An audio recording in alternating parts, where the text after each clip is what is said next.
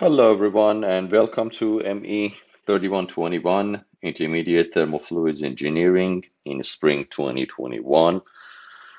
We are still in virtual mode, and in this video, we're going to go over the course syllabus. I have also uh, posted the syllabus in the form of a PDF file and also another video about myself. My name is Dr. Reza Alake, and I'm an associate professor and graduate program coordinator in the mechanical engineering department. For more information about myself and my backgrounds, you can look at the other video I posted, and also under my website, there are some information that are recently updated. I have listed my email address, my Zoom personal meeting room link, and if you guys want to meet with me for a reason related to this class, I have a link here which takes you to a calendar to book a Zoom meeting with me. So that's where you will start scheduling an appointment. So intermediate thermal fluids engineering class is basically the second course of thermodynamics and fluid mechanics combined. For that reason, it has prereqs of these two topics, as you see listed under the syllabus.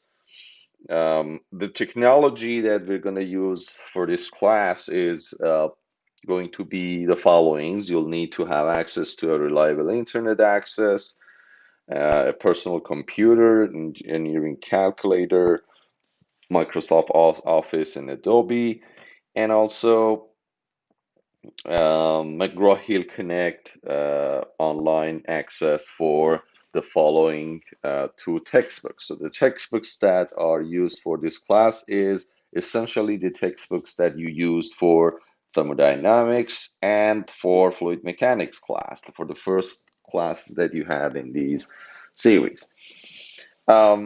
So the demo book is Thermodynamics and Engineering Approach. We're going to continue with the ninth edition and the Fluid Mechanics textbook by White. So the first one, the thermo book, is already integrated with Blackboard, which means you should already have access to it. And let me know if it's not the case. For the second part of the class, which is going to be the part after the spring break, you're gonna need to enroll in another McGraw-Hill Connect online class, and that needs more attention at that time.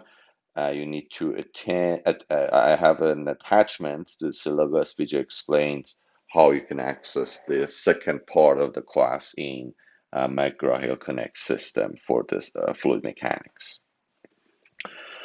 Okay, in order to create a communication between you guys, I have created a group me. In order to enroll or join that group me, please click on this link. You need to, of course, use the syllabus to do that. Um, the catalog description is given on the syllabus, and also the outcomes that you expect to learn from this class is listed there. I'm not going to go through all of that, but I've listed here for your reference. The evaluation and grading policy is according to what you see on this slide. So learn smart assignments that you need to do for each module. It's a modular class, and each module we're going to have a learn smart assignment associated with that.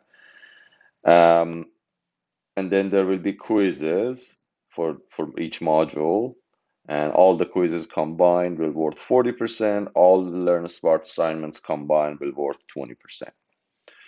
In addition to these, you are going to have two exams. The first exam going to be on the topic of thermodynamics. So we covered the thermodynamics part of the class in exam one. And then the final exam, which is exam two of the class, will be on fluid mechanics. So we're gonna kind of start with thermodynamics and end with fluid mechanics, and the grade distribution will be based on this distribution of grades, and the final letter grades will be a standard A to F.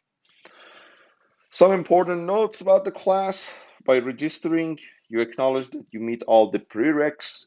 If you uh, don't have the prereqs, you may be given an F for not dropping the class on time. Communications and announcement will be through Cal Poly Pomona's email account or Blackboard. You're responsible to check your emails very regularly. Uh, this is a fully asynchronous virtual class, and it means there are no mandatory face-to-face Zoom lectures. We will have 7 learning modules in this class that are assigned in Blackboard and McGraw-Hill. Each learning module will have the following components. You will have a reading assignment, you will have a video lecture, you will have some online McGraw-Hill Connect Learn Smart assignments, you will have homeworks, and at the end you will have quiz, an online quiz of the materials covered in the modules.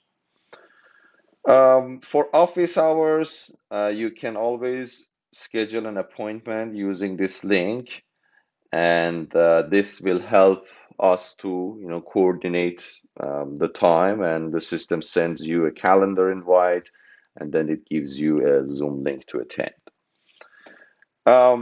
Here's my quick study guide for you, but I know you may have your own way of navigating through course materials, but I would follow these steps to learn for this class if I had taken it as a student. So I would start every module by reading the book chapter, and then I would watch the video lectures. There will be more than one for each lecture. They're not going to be very long videos. There will be between 5 to 15 minutes. You may have a few of them for each module. Then you have to go back and forth between the video lectures and reading the text until you feel comfortable. And what I want you to do is, before the quiz days, make sure that you go over to the homeworks and make sure you finish the Learn Smart assignments.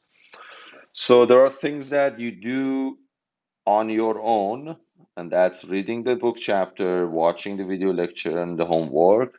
There are things you will submit to me, and I will look at them, and those are 7 Learn Smart assignments, 7 online quizzes, and the 2 exams that we have.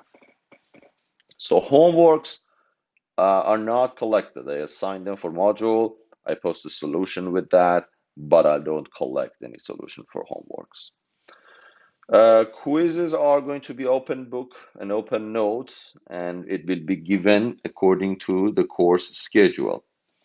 They're short 30 to 60 minute quizzes, and you can access the quizzes only on the dates that are mentioned on the course schedule. So course schedule is very important in this class. You must start and finish the quiz in one sitting. You cannot start today and finish tomorrow. There are absolutely no makeup quizzes, and if you miss a quiz, you will receive a 0 for that credit of that. However, the lowest quiz may be dropped for letter grade calculations, depending on how everybody's doing, and that's kind of a way I curve the class grade if needed.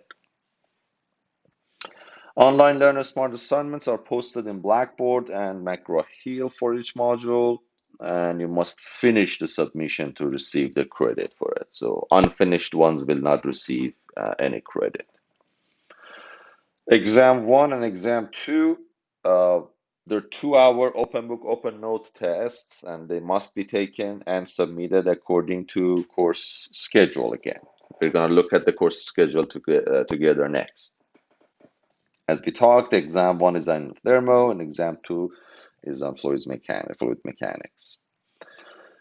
So grade appeal process is according to the following procedure. So we'll have 1 week to appeal any grade that is posted for quizzes and exam. And you need to send me an email and explain why you think the grade is not correct and attach any document that you need. I will reevaluate the grade and send you a response, and then we decide if a Zoom meeting is needed. The GroupMe discussion group that I created, again, the link is here. Um, it's for you to discuss the topic with other peers. So you may not use that to ask me questions because I may not necessarily check that GroupMe often. You're highly encouraged to use calculators that are approved for fundamental of engineering exam. So if you don't know what that exam is, I recommend you to look it up now and get yourself familiar with it. Um, you will not be given incomplete under any circumstance, and I assume that you're gonna read, understand, and accept College of Engineering's policy on academic integrity and academic dishonesty. I'm giving you some general uh, netiquette, which is the behavior that professionally is expected. I'm not gonna read over all of it, but I actually encourage you to do that. This is a new section I'm adding to my syllabus to kind of raise the awareness about certain things in the new online format. Um, so plagiarism is definitely not going to be tolerated in this class because it's a violation of the policy and would be considered a serious offense. I don't think you need to do that. So I understand that every student at Cal Poly has a life, and many of us face the specific circumstances, such as being first generation student, dreamer student, veteran, underrepresented minority, member of the LGBTQ community, or having a disability, or a combination of all these. So regardless of the challenges you face, I want to work with you to help you succeed in this class. So if there are changes to this syllabus, I will announce that in Blackboard and you will receive emails about it. So attached to this syllabus, there's a course schedule that we're going to look at, and there will be a sheet for getting enrolled in the second McGraw-Hill course. You need a registration page for that on fluid mechanics, second part of the class. And there's another video about myself, which I encourage you to watch that as well to know more about me. Now let's go and look at our course schedule. This is the course schedule, and it gives us a very detailed structure of the class. So we start from module 1 all the way to module 7. So all the modules are either from 1 week to 3 week. Most of them are 2 week modules, and they cover certain chapters of the textbooks. For example, here on module 1, we're going to look at thermodynamic book, and we'll be looking at chapters 10 and so on until, and these are the topics that we will be discussing in that. At the end of the module, we will gonna have a quiz which starts at February 5th and will end at February 7th. So you have 3 days to start and start the quiz, but once you start, you have to finish it in one sitting, which is 1 hour max. So I encourage you to start early on all the modules and then be ready for the quizzes on time. So that's although it's 3 days, but it's basically Friday plus a weekend that you can save for other things. So same format for other parts. So module 2 and 3 covering chapters 11, 12, and 13 of the thermal book. Chapter 4, module 4 will cover chapter 14. And then module 5 is going to be a small module, meaning that it's just 1 week and it'll be on the combustion topic. And right after that, we have 2 weeks of 1 week of spring break and 1 week allocated for exam one. So exam one is going to be again on 3 days, accessible on 3 days from April 9 to April 11th. And it's going to cover the entire chapters of thermodynamics. It's I have it on that these days so that you might be able to also benefit from the spring break to study. So after that, then we have the module 6, 7. So the fluid mechanics topics are covered in two modules, as shown here, chapter 7 and chapter 9 of the fluid mechanics course. And chapter 7 will be a special one as well, because instead of 2 weeks, you're going to have 3 weeks to cover the topics on that. So once we finish module 7, then the second exam of the class, which is the final exam, will be on the fluid mechanics chapter 7 and 9 between May 9 and May 20th. So we'll have 2 days to start and finish the exam too. So I wish you enjoy this class, and let me know if you have any questions.